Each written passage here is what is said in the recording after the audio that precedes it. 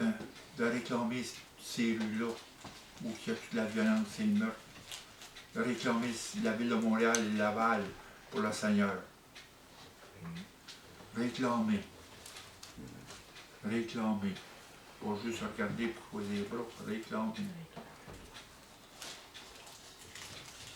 Et c'est pour ça qu'ici il dit, dans Philippiens 12, ça revient à la même chose. Ce n'est pas que j'ai rapporté le prix, que j'ai déjà atteint la perfection, mais je cours pour la tâcher, de le saisir.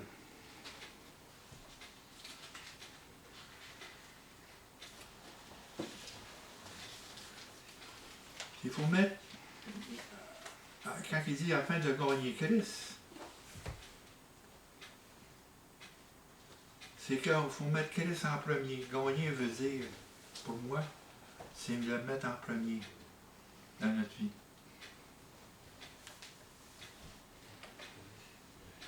C'est celui qui a la réponse pour nous dans nos vies. La seule réponse est en lui. Faites toutes les équations de vos problèmes. Vous allez voir, ça vous a ramené à Christ.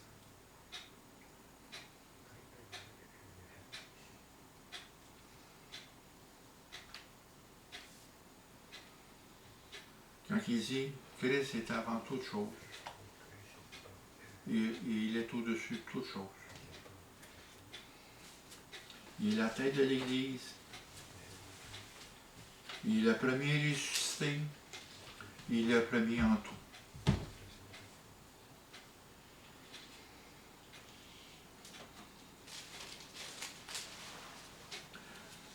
Parce que dans Colossiens, regardez dans Colossiens 3,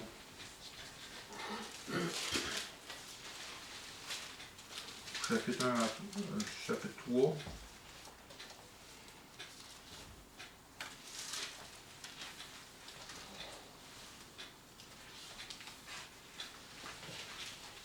il dit, si vous êtes ressuscité avec Christ, parce que c'est ça qu'il dit, il faut connaître, ça c'est afin de connaître Christ et connaître la puissance de sa résurrection. Qu'est-ce que sa résurrection a apporté dans nos vies? Le changement de vie qu'il a fait en nous. La délivrance du péché. La délivrance du pouvoir du péché en nous. La délivrance de l'influence de ce monde. On est dans un autre monde. Dieu nous a sanctifiés, il nous a mis à part. On est un peuple à part. Il dit, si vous êtes ressuscités avec Christ, cherchez les choses qui sont en haut, pas celles qui sont sur la terre. Cherchez les choses qui sont en haut. Affectionnez-vous avec les choses d'en haut et non avec celles qui sont sur la terre. Il faut laisser le monde en arrière de nous.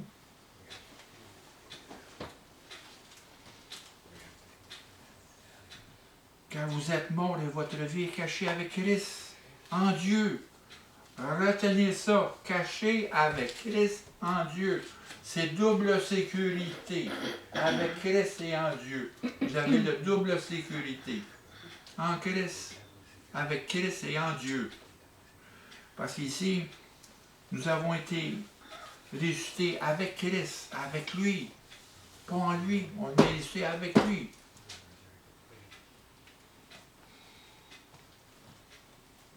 Parce que dans les épîtres aux Éphésiens, on répète souvent le mot en Christ. On parle d'une communion, d'une union avec le Christ. On fait un. Un. Comme l'Église doit faire un. Un corps. Pas deux corps, trois corps. Un corps. Un. Mais là, ici, ils ont été ressuscités avec lui. Ils ont été avec lui en Christ. C'est que avec Christ, il nous a portés à Dieu. Dieu, par le Christ, vit en nous. C'est une double sécurité. Quand Christ, votre vie paraîtra, vous paraîtrez aussi à la gloire. Mais après ça, il dit, faites mourir les membres qui sont sur la terre. Il faut se séparer. Complètement se séparer des convoitises.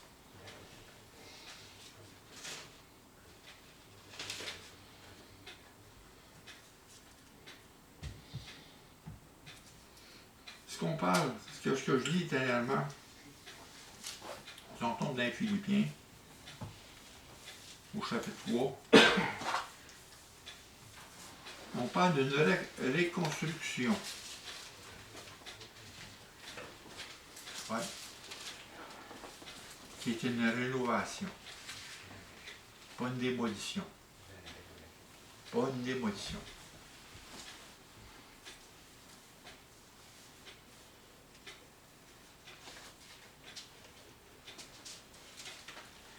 Si tu regardes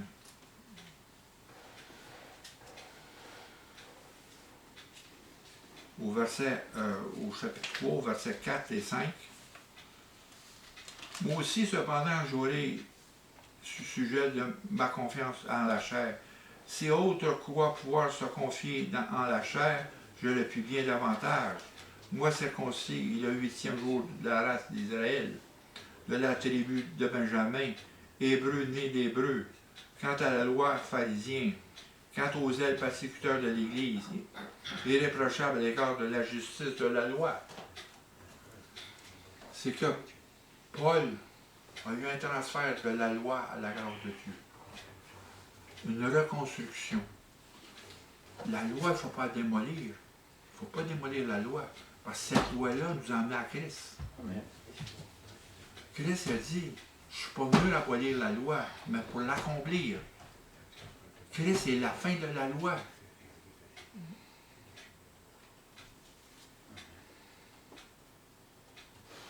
C'est pour ça qu'on parle d'une reconstruction, d'une rénovation, un changement d'idée, un changement. Change your frame of mind. Changer notre structure de pensée. Complètement. Il faut faire un vide à un moment donné pour ça. Une transformation. C'est que si on regarde en Philippiens, dans Romains 12, je vais bien voir ça.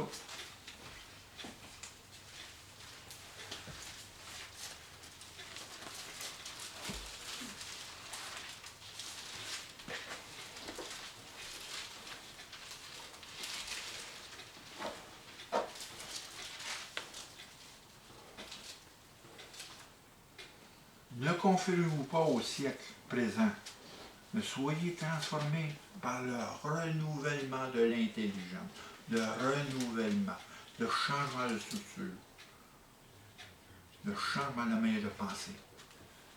On pense à quelque chose, il faut regarder avec les choses d'en haut. Ça fait et non pas avec celles qui sont de la terre. Il faut complètement changer. Et ça, ça se fait au long de notre vie, ça, là. Cette transformation. Ça ne se fait pas là du jour au lendemain. Là. On nous parle, là, on ne sortira pas tout à l'heure, complètement. Là. Mais graduellement, mettez-vous au pas. Il faut faire nos efforts pour ça. Et comme il dit, il faut travailler notre salut. Il faut faire l'effort.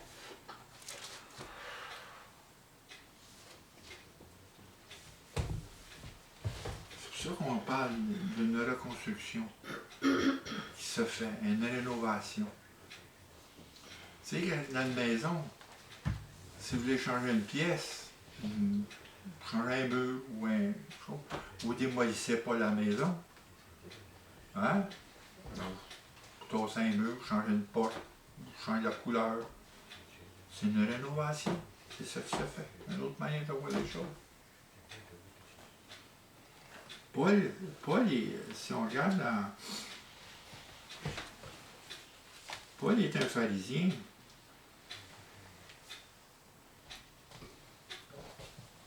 C'est pour ça qu'on parle, il est un pharisien qui œuvrait dans la loi. Quand il dit, ici tout à l'heure, au chapitre 3, au verset 9, ou disons, il dit, j'ai renoncé à tout, j'ai le regard comme de la boue afin de gagner Christ et d'être trouvé en lui, Non avec ma justice, celle qui vient de la loi, mais celle qui vient, qui s'obtient par la foi en Christ, la foi en Christ. Parce que Christ est notre justice en nous. La justice est lui en nous. La justice s'obtient par la foi, la justice qui vient de Dieu. Comme je l'ai dit,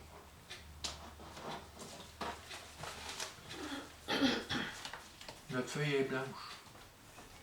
Il n'y a rien contre nous. Il n'y a aucun dossier. Parce que Jésus a payé pour tout ça. Son sang a tout effacé ça.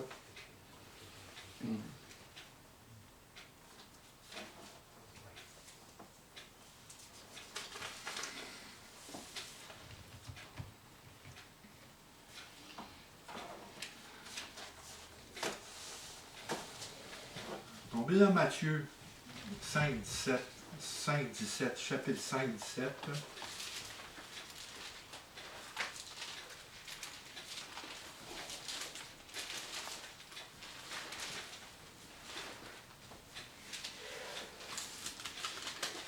Et après ça, c'est dans Luc 10, versets 25 à 28.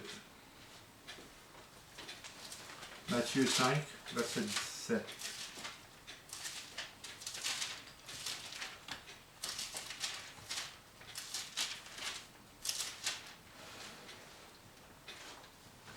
Ne croyez pas que je sois venu pour abolir la loi ou les prophètes.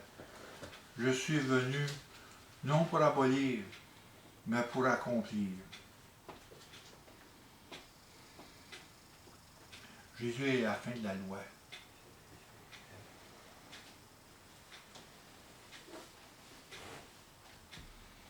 Car je vous le dis, au verset 18, en vérité, dans le ciel et la terre ne passera point, il ne disparaîtra pas de la loi un seul iota, un seul trait de lettre, jusqu'à ce que tout soit arrivé.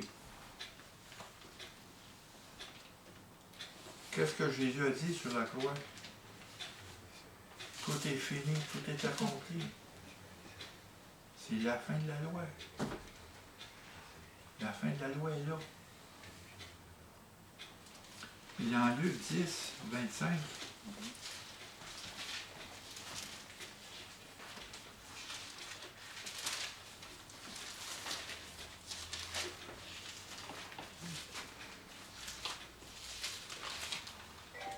Luc 10, chapitre, verset 25-28.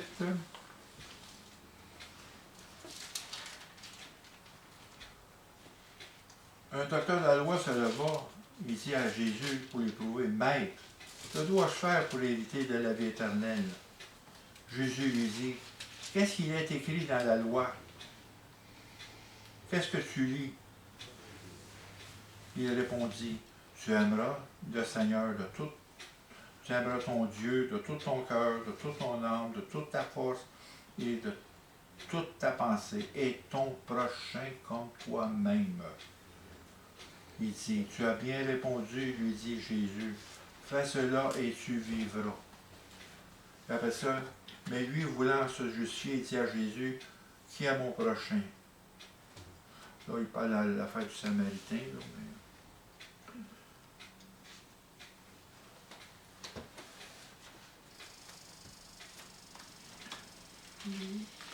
c'est que Christ,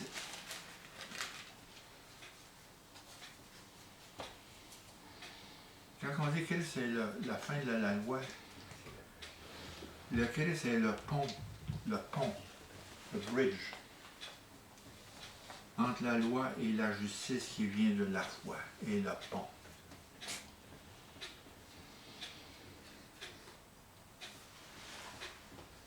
Il est le pont entre la loi et la justice qui vient de la grâce de Dieu.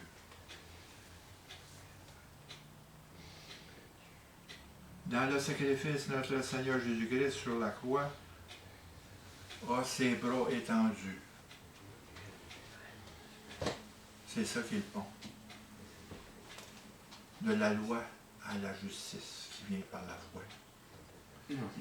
et notre salut. On a passé sur ce pont. Le pont de la loi. Et les bras étendus à la délivrance du péché et du pouvoir de la loi. On a été délivrés du péché et du pouvoir de la loi. Parce que la loi nous condamnait.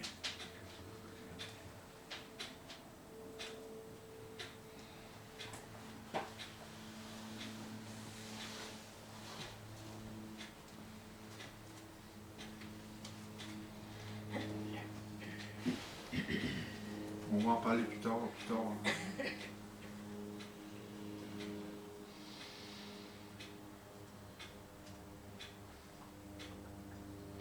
Regardez le Christ sur la croix.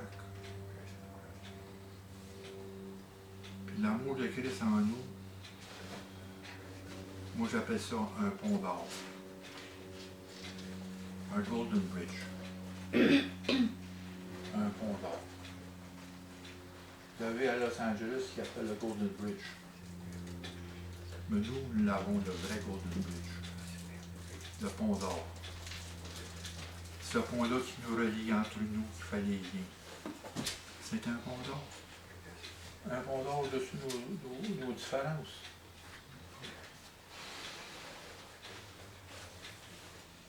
Quand il dit, dans Éphésiens, le corps va s'édifier lui-même dans l'amour. Le corps va s'édifier lui-même. Va s'édifier lui-même dans la charité. Parce que Christ, c'est l'amour. Christ, c'est l'amour. Comme il dit dans Jean, dans l'épître de Jean, Dieu est amour. Dieu est amour. Dieu, c'est sa nature. Dieu est amour, la bonté, la miséricorde, la compassion pour nous.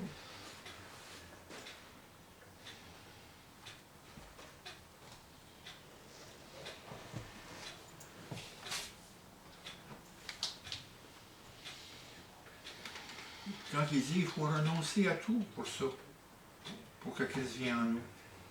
Il faut renoncer, il faut faire la place à Christ, il faut faire sa place. Il faut pour ça renoncer à toute chose.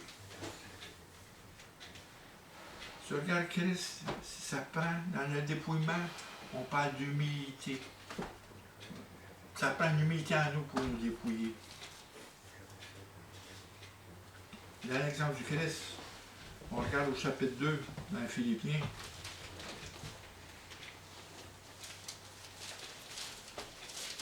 On dit ça.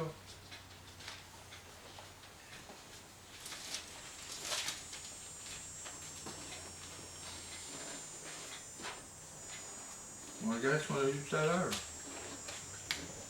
Au verset 7, il s'est dépouillé lui-même en prenant une forme de serviteur.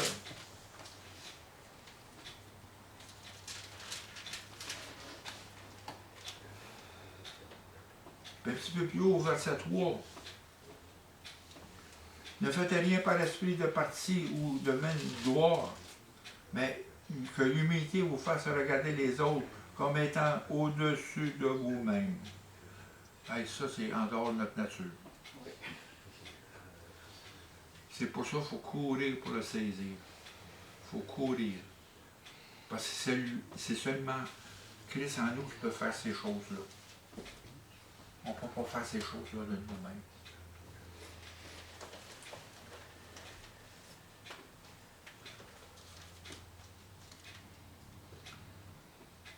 Parce que Jésus est devenu un simple serviteur. Il est devenu un homme obéissant jusqu'à la mort. Un serviteur de Dieu pour nous, pour notre salut, pour nous emmener à lui. Comme il dit, notre vie est cachée en Christ, avec Christ en Dieu. Cachée avec Christ, en union avec Christ, communion en Dieu.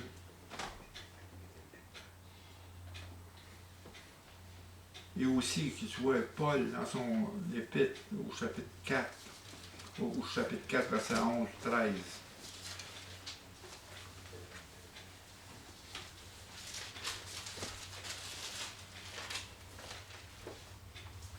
Il dit, ce n'est pas en vue de mes besoins que je dis cela. J'ai appris à être content dans l'état où que je me trouve.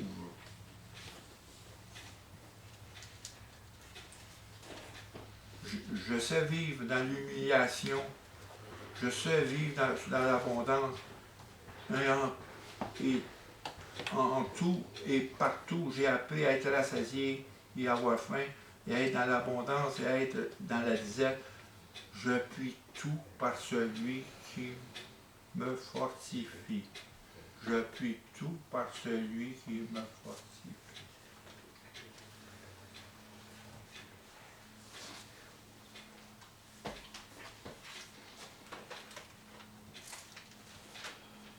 C'est pas juste de lire, d'écouter, mais c'est d'appeler Christ à notre aide pour amener ces choses-là. D'amener la manifestation de son esprit en nous. Parce que l'amour, c'est le précepte directeur de la manifestation de l'Esprit Saint en nous. L'amour. C'est la base. C'est le diesel pour allumer.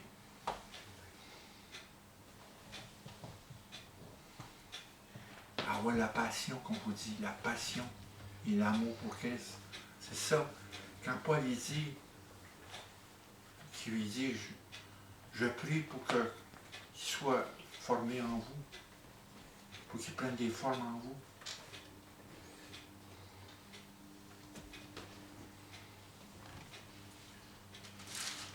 Parce que Paul, si on va voir un petit peu plus tard,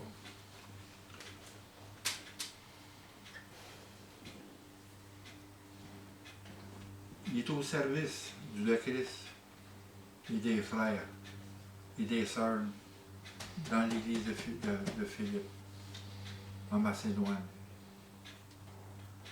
Parce qu'il s'est porté à la défense et au progrès de l'Évangile. C'est la première église dans l'Europe, c'est à Philippe, Macédoine. C'est la première église en Europe. Et aussi, on voit Paul dans le combat pour l'Évangile, de tenir le combat. C'est ce combat qui nous appelle aussi. Regarde dans ça, on regarde dans chapitre 1, verset 29, dans les Philippiens.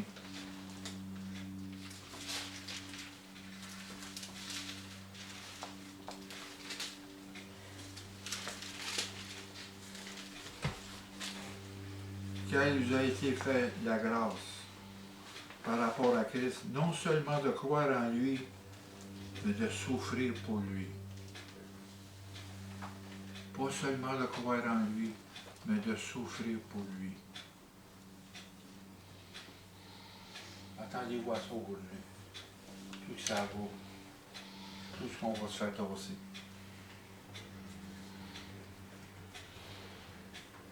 On peut peut-être se faire mettre en prison avec nos paroles.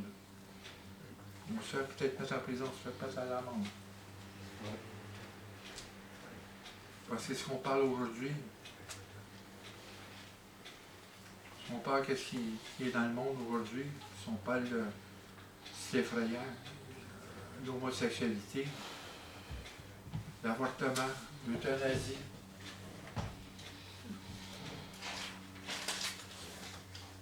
On va dire qu'on juge, qu'on est homophobe, qu'on est islamophobe. Non, on n'est pas. On respecte l'homme, mais on ne respecte pas le péché. Il faut faire la mise à part. On n'approuve pas ce qu'ils font. On a respect parce que la grâce est pour tout le monde. Pour revenir, la grâce est pour tout le monde. Il faut parler de la grâce. C'est pas l'homme qu'on attaque, c'est le péché qu'on attaque. Qu'est-ce que ça représente? Quand on fait des avortements, on tue ça à coups de millions. C'est un meurtre.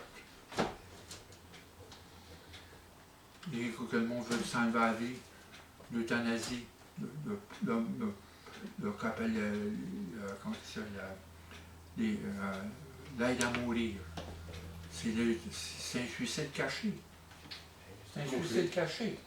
C'est un suicide camouflé. Parce que le monde ne veut pas faire la souffrance, ne veut pas faire part à la souffrance. Tu ne veux pas notre corps dépérir, il faut souffrir. Mais si Christ a été sur la croix pour nous 6 heures, dans des souffrances inhumaines, il peut nous aider à passer, il est avec nous et on tend à passer à travers la porte. Et dans 2 Timothée, ça va être le sujet de la semaine prochaine. Dieu voulant. Parce que l'Esprit Saint nous changerait des choses. 2 Timothée. Au verset 2. Je vais vous laisser là-dessus.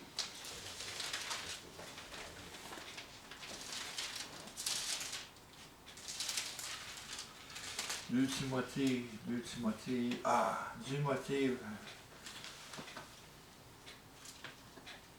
verset 3. C'est quel chapitre? 2. Souffre avec moi. Il dit à Timothée. Parce que Timothée, Paul, il a envoyé une lettre quand il était en Macédoine. Souffre avec moi comme un bon soldat de Jésus-Christ.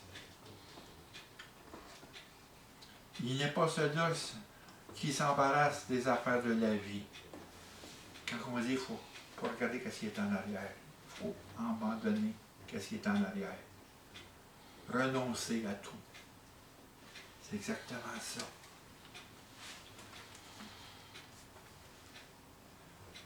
Il n'est pas soldat qui s'embarrasse des affaires de la vie s'il veut plaire à celui qui l'a enrôlé.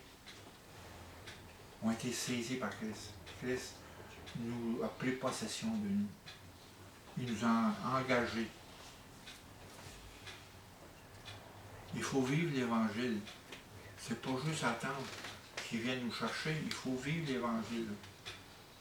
Il faut que la parole de Dieu transpire à travers nous. Transpire dans nos actions, dans les qu'on parle. Il ne faut pas se conformer à l'influence du monde. Il faut réellement résister à la pression du monde sur nous. Résister.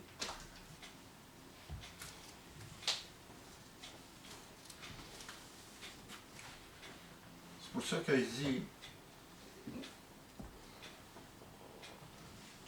tu sais, quand on parle d'un athlète, il fait aussi la parole d'un athlète. Parce que l'athlète, il court vers un but. Il y a un objectif, il court, il n'arrête pas. Je cours pour le saisir, comme il dit dans Philippiens. Il est comme un athlète. Parce que Paul, dans son influence, il vit parce que l'athlète, c'est une influence grecque. On voit les Grecs, le marathon. Ça vient du grec. Quand il parle de soldat, il est dans l'influence, lui, il est citoyen romain. Il voit un soldat qui est engagé. Puis sur le côté, l'influence sur la culture grecque, il voit l'athlète qui court un marathon. Il lâche pas, il s'en va dans le but. Puis souvent, c'est les derniers milles qui sont durs à courir. C'est pas les premiers.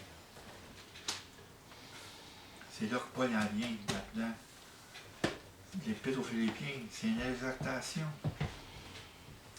Qu'est-ce que le message que je porte, c'est une exhortation pour nous tous aujourd'hui. Pour mettre Christ en premier dans notre vie. De ne pas s'embarrasser, comme il dit, des choses de la vie. Il faut plaire à celui qui nous a engagés, à celui qui nous a enrôlés. Le jour où vous avez reçu Christ, c'est pas pour vous asseoir. Là. Le ciel ne sera jamais tout le temps bleu. Il va y avoir des nuages qui vont passer dans le ciel.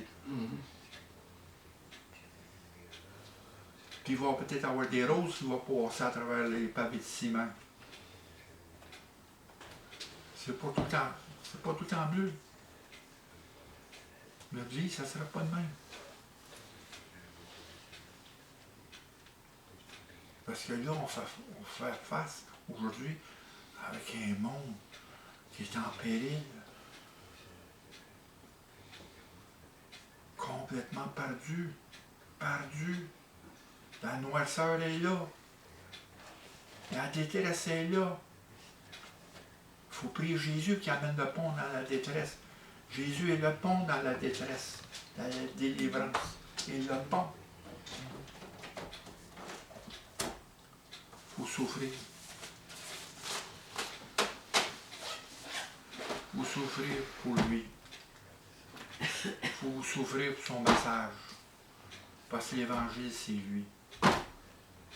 L'Évangile, c'est Christ. Comme Paul le dit dans 1 Corinthiens 15, retiens ce que tu as reçu. Dès le début. Retiens l'Évangile. Christ est mort pour nos péchés, il est enseveli, il est ressuscité. C'est le point principal de l'Évangile.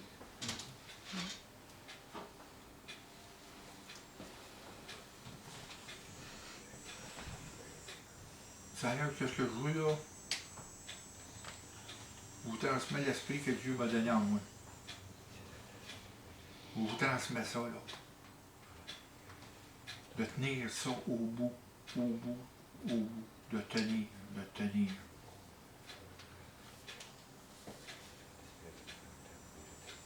Avec, comment je dis ça, je parle en anglais, avec un entêtement sanctifié. De tenir avec un entêtement sanctifié. C'est la réponse pour nos vies. Qu'est-ce qu'on passe à travers? Vous avez toutes des blessures. Tout le monde, vous avez tous, on a toutes des blessures. On a tous des murs qui sont brisés, qu'il faut relever.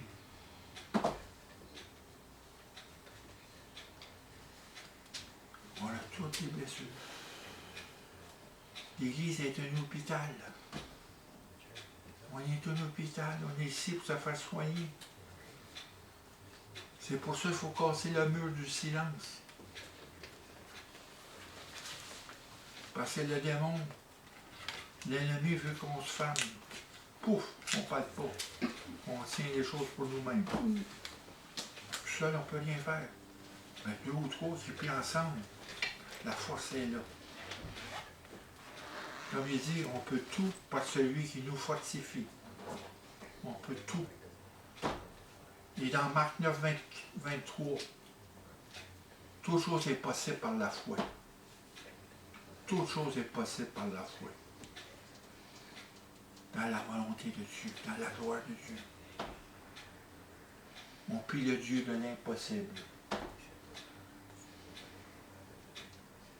On peut être à bout de force. On peut être opprimé, on peut être écrasé, mais pas réduit à l'impuissance. On peut être abattu, mais pas perdu. Jamais perdu. La joie est tout le temps là. Elle est tout le temps là. On peut être abattu, mais jamais perdu. Parce qu'il est encore en nous. Les racines sont là, sont fortes. Ben, merci que vous entendez cette parole-là un matin. Merci, Seigneur. Merci pour vous autres.